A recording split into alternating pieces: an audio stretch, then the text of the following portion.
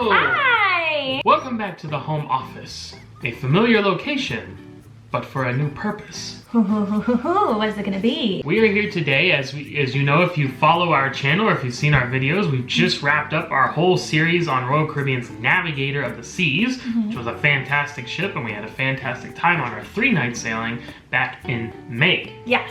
Now, back last year, 2018, at the end of September, we also sailed on sister ship, Mariner of the Seas. We knew that we would want to do some kind of comparison because we figured that people might want to know, with both of them doing 3- and 4-night Bahamian sailings out of Florida, Mariner being in Port Canaveral and Navigator being in Miami, that people might want to know which one should they do.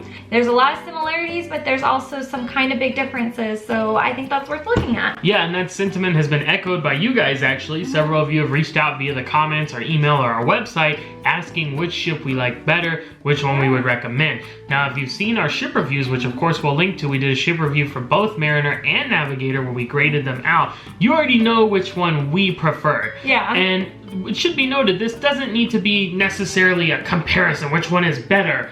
Which one, it's just kind of like she said, to give you the idea, overall, what do these ships have to offer? How do you differentiate between them? It's just more information to help you make your selection about which ship you want to sail on. So with that said, let's get right into it. All right, so just some basic information that applies to both of these ships. Both of them are Voyager class ships. They started sailing in the early 2000s. Which is why they recently got the Royal Amplification. Navigators was completed, I want to say, in February of this year, 2019, and Mariners was completed May of 2018. Both refurbed within a year of each other, so you're kind of looking at the same timeline in terms of age and refurb. So overall, these ships have a similar design because they are sister ships. They're laid out very similar. They're very, very similar size. Navigator holds slightly more people. By slightly, we're talking like 100. In terms of crowd control, in terms of busyness. Crowd control. I don't even know the real words. I know the part from Friends, engines. But yeah, as far as what you're going to experience, it's going to be pretty much the same. Yeah. Now we're going to go category by category and kind of look at the things that are very similar between these in each category, but of course the things that are different as well. Now, if you've seen our reviews, you know that we have a rubric that we kind of follow with 5 categories, and we're going to kind of follow that map here. It only makes sense. Since we've already done the reviews, we're not going to go into it as in-depth. We're really just going to be comparing and talking about the things that are same and the things that are different, and kind of throw in our 2 cents along the way. But if you really want to look at the in-depth kind of stuff, make sure you check out those reviews. So let's start with the first category, which is public spaces. Bum, bum, bum, bum. General aesthetics, themes, design, all the stuff that they make look pretty. So again, obviously these ships are going to be very similar in this regard because of them being sister ships. So some major areas that they have in common: you have Studio B. Yes. Which has ice skating, laser tag, all kinds of fun stuff. You have a Royal Promenade, which is like the mall-like interior. Yeah, shops, lounges, places to eat. Fun stuff. Lounge, yeah. Some activities here and there. Yeah. Of course, both have a pool deck, but we're gonna get to that in just a minute. Both have a sports court, and they both also feature a solarium, of course, and those were very, very similar. Yeah, it was almost exact. I mean, it was the same general style and layout and everything like that, so you're looking pretty much the same there. Now you have the lounges that we kind of mentioned. Some are in that Royal Promenade that we said earlier, like the Bamboo Room. That was a new addition when Mariner got renovated, and then they added it to Navigator as well. Yeah, and it's pretty much exactly a repeat. Although Navigator has a fun little Volkswagen off-road vehicle parked out front of its Bamboo Room. That's true. Both ships in their Royal Promenade also feature a British-style pub. Lots of fun. Yeah, same, different names, but same general idea. Ideas. And then they also did feature a lounge up at the top of the ship. On Mariner, you're looking at Ellingtons, like Duke Ellington, so a lot of jazz, adornments, and decorations. It was really cool. I think we liked this one a little bit more. On Navigator, it was the Cosmopolitan Club, which we didn't spend a lot of time in, but we liked the general theme of Ellingtons more. But it's the same same style space, same size, same kind of activities that'll be in there. Now, let's talk about the important thing. What is different between these two ships? Obviously, that's what's going to help you make your decision. So, I think the biggest thing right off the top that has to be mentioned is the lime and coconut pool deck / bar on Navigator. This is completely different, not just between these ships, but really anything that we've seen on any other ship in terms of a pool deck. Very colorful, very lively, has a lot of energy in the space, and they really just took a lot of time to make this a fun pool deck, and a very, very noticeable difference from kind of the standard pool deck that you get on a lot of ships, including Mariner. Mariner was a pretty basic pool deck with kind of like a rectangle pool and loungers and not much to it, but with Navigator they really kind of upped the game a little bit, and that's something worth considering. If you're someone who really likes your pool time, that seems kind of like your style, I think you would really enjoy that, and I think it's something worth considering in your decision. Totally agree. Also, one thing we would give a slight, this is just more of a slight edge to Navigator, was the Royal Promenade.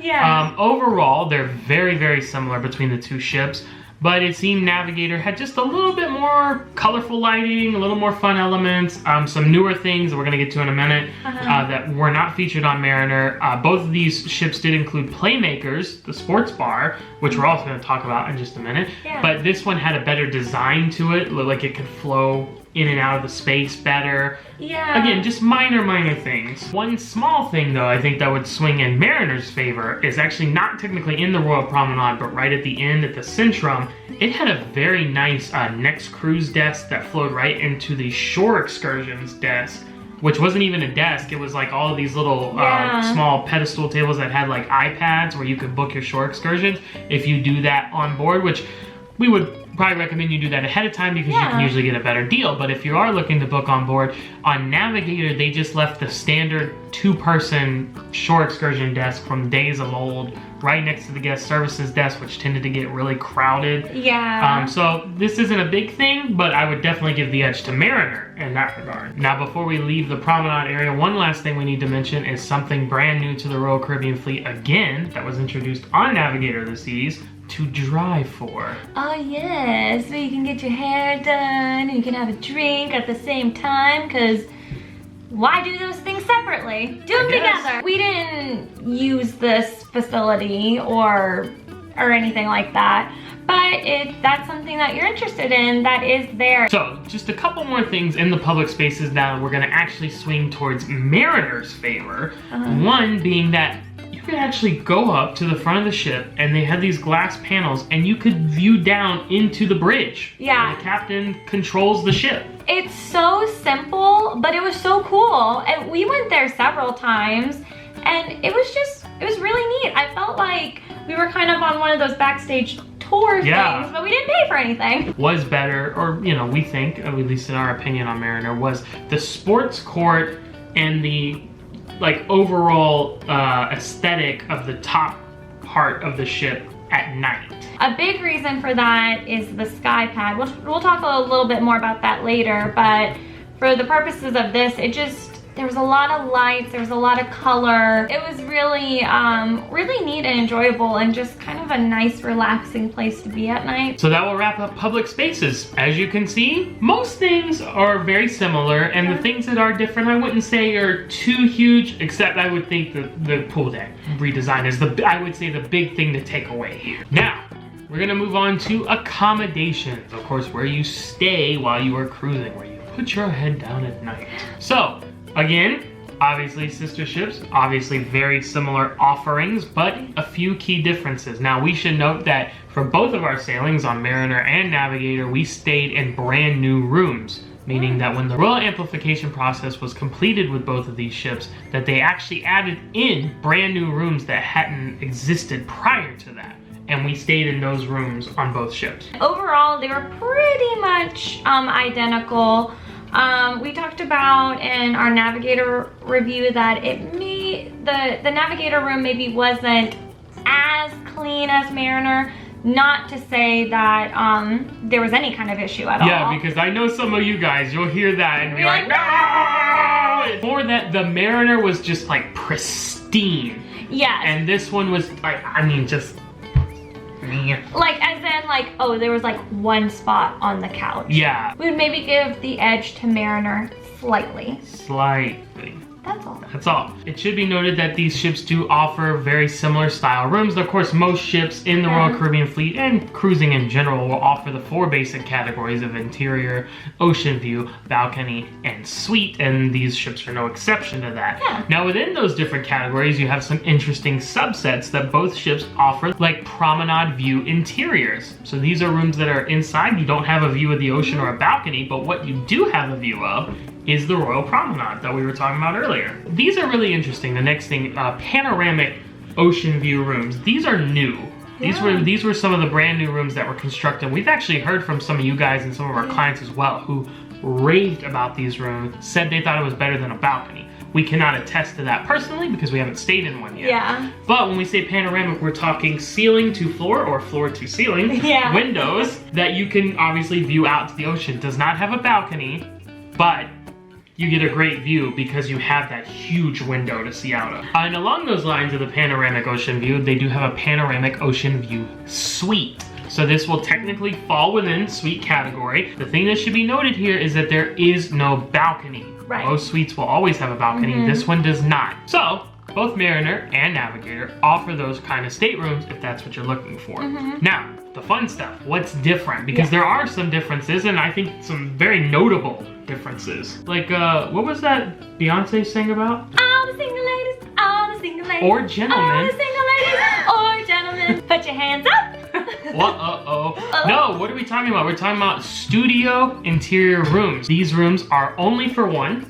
You cannot stay in them if you have more than one. And this is only on Mariner. Not on Navigator, only Mariner. So if you are a solo traveler, you may want to lean towards the Mariner route because you'll probably save some money than paying for a double off room like you'll have to on Navigator. If you were planning on staying in one of these rooms, we recommend, actually as we always do, to book early. Yes. Because there's like 4, I think, literally only 4. There is not a lot. Now, something Navigator has, this will, I think, will apply to more people, but just as good as the other one, is that they have virtual balconies. So what that means is that they have essentially a TV screen. They put like curtains around it and they have a live feed from outside of the ship towards the ocean. So you have a view of the ocean in your room, kind of like a faux balcony. That's it for accommodations though. Mostly the same, but a few interesting differences.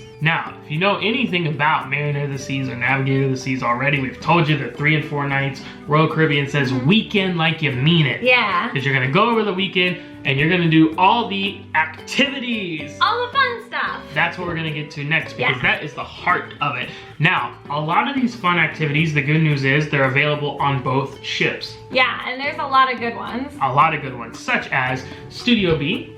Yes, where you can do ice skating as well as laser tag. Bam, bam! Battle for Planet C. Ah! The next thing on the list is on both ships, but not complimentary, which is the escape room.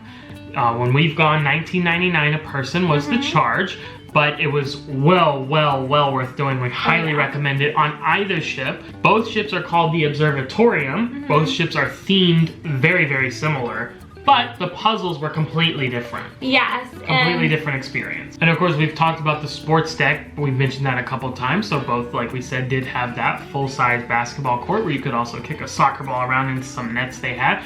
Both of them have that miniature golf course. Both of these are in a great location though, up high on deck 13, and there's big glass walls all around so you get a great view up there. Oh yeah. In addition to it just being a fun miniature golf course. Yeah. Now, both ships did feature kids areas. We've actually went in the Navigator one. Yeah. We decided to go ask if we could film that on the first day before the kids came in. We didn't do that on Mariner, so we can't really speak to those, and we're not children. So, right. Can't really say how we enjoy those, but they are available. Both do have an arcade as well right next door. Yes. One thing to note though, when we mentioned the lime and coconut pool deck on Navigator and how it had a splash pad area for really little ones.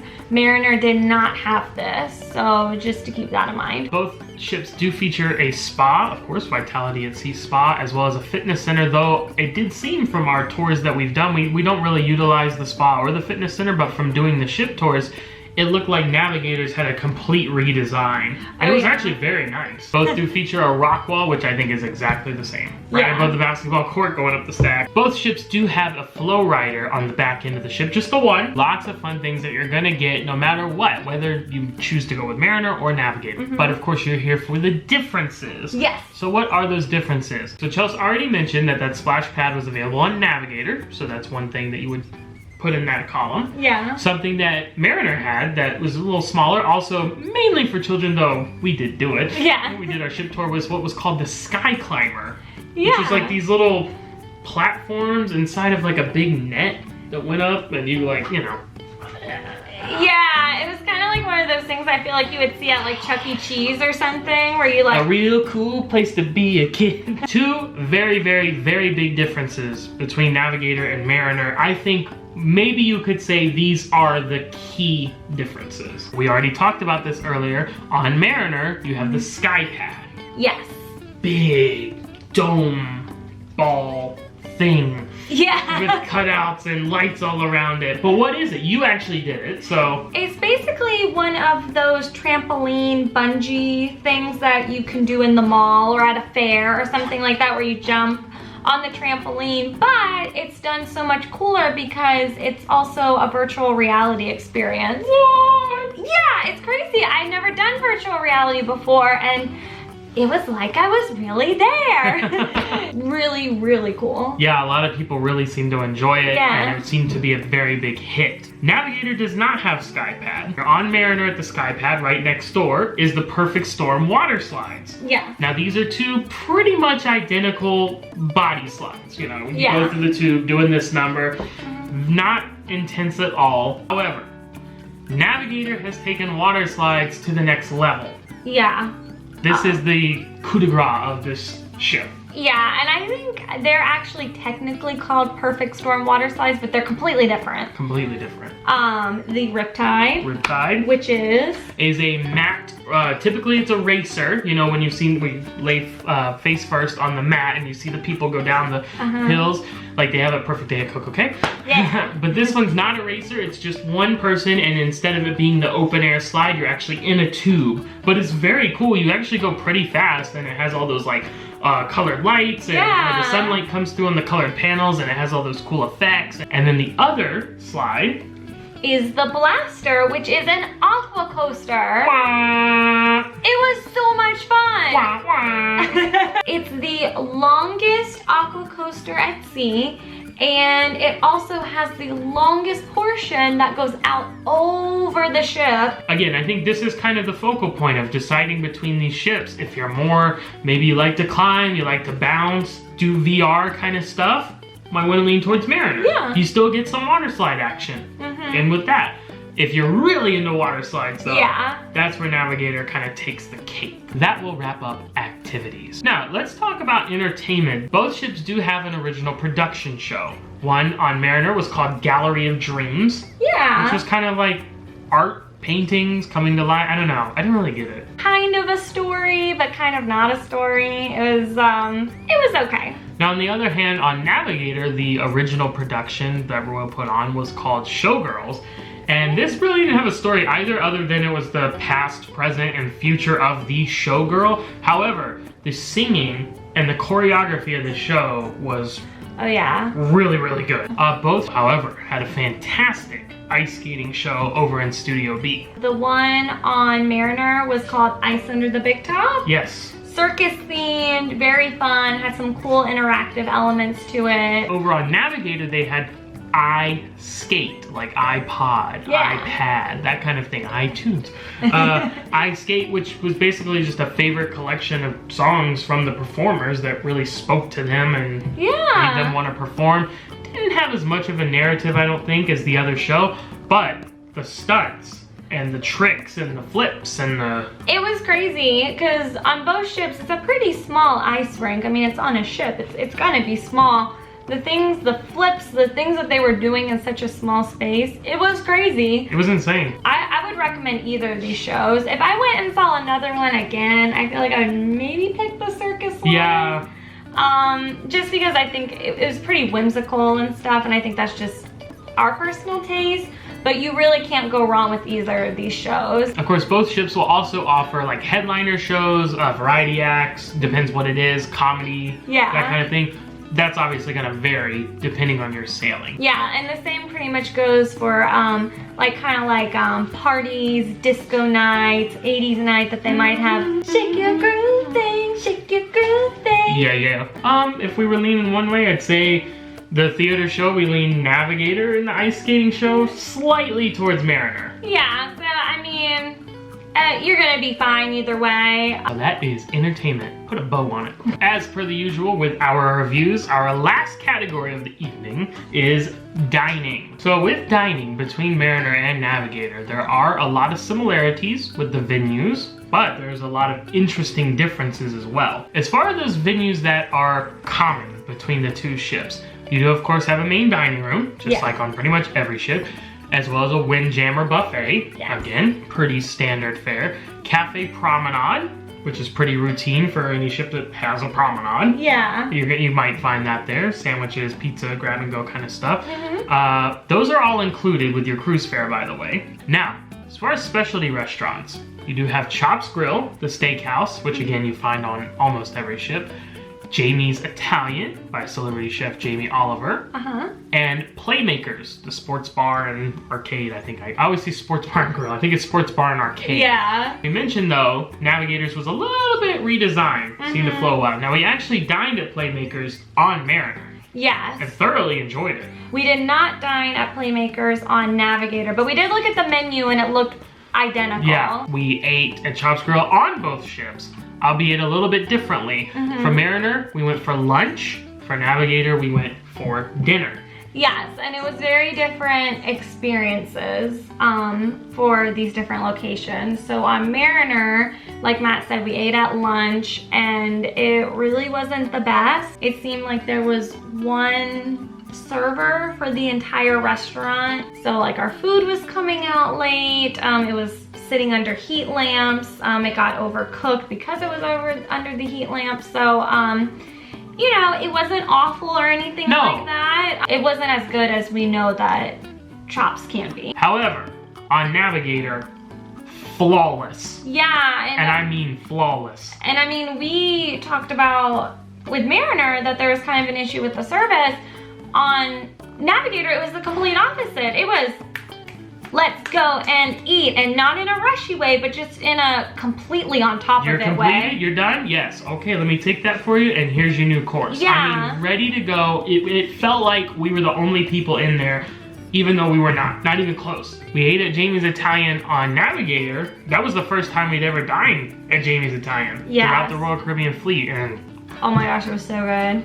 It was fantastic. so good. This is one of the best meals, one of the most enjoyable meals. Now, we did not dine at Jamie's on Mariner, but again, it was there. Yes. Same location. Those are the things that are the same between the two ships. Now, let's of course talk about the things that are different. Starting with Izumi. Now, for those who don't know, Izumi is Japanese, Asian style cuisine. Now, there is a difference though, and between these two ships, this difference occurs. On Mariner, it's Izumi Hibachi. Benihana, Kobe, that kind of thing. Now, Navigator did have Izumi, however, it was just the sushi option. Another venue that is technically on both ships, but different in its execution, is Johnny Rockets. Yes. It still serves the same kind of food on both ships. However, on Mariner, it's kind of a typical diner, sit-down kind of venue, whereas on Navigator, it is a grab and go situation. It's express. This location on Navigator, which was the express, seemed a lot more popular than the one on Mariner, which was more of a sit down. One place that we dined at on Navigator of the Seas that is not on Mariner is Hooked Seafood. Yes. This is a specialty restaurant that is pretty new to the Royal Caribbean fleet. It was so good. It was so much seafood. It was great. It had a very cool vibe in there, very nautical, obviously. Cool though, calm, relaxed, chill. I think it's better.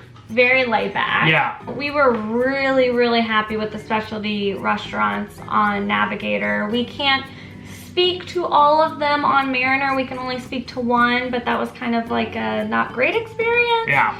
So we can say that the specialty on Navigator for sure was excellent. So take that for what it's worth. One other thing to note with the dining is a difference between the two ships is another quick serve kind of grab and go area. Yeah. So on Mariner of the Seas, this is the Boardwalk Doghouse. It's hot dogs.